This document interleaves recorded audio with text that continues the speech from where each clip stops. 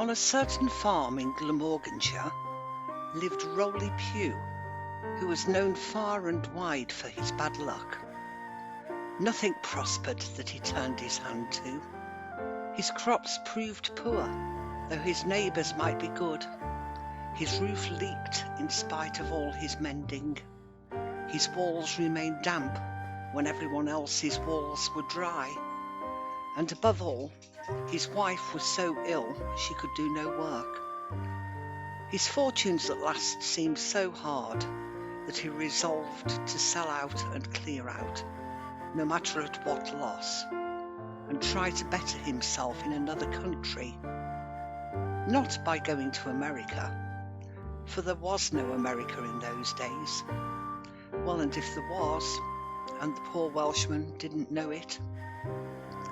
So as Rowli was sitting on his wall one day, hard by his cottage, musing over his sad lot, he was accosted by a little man who asked him what was the matter.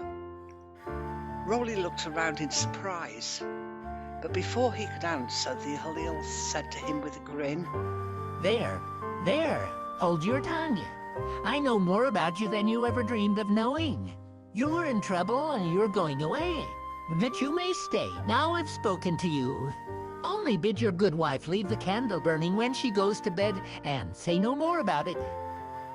Of course the farmer did as he was bid, and from that day he prospered. Every night Catty Jones, his wife, set the candle out, swept the hearth, and went to bed. And every night the fairies would come and do her baking and brewing, her washing and mending, sometimes even furnishing their own tools and materials.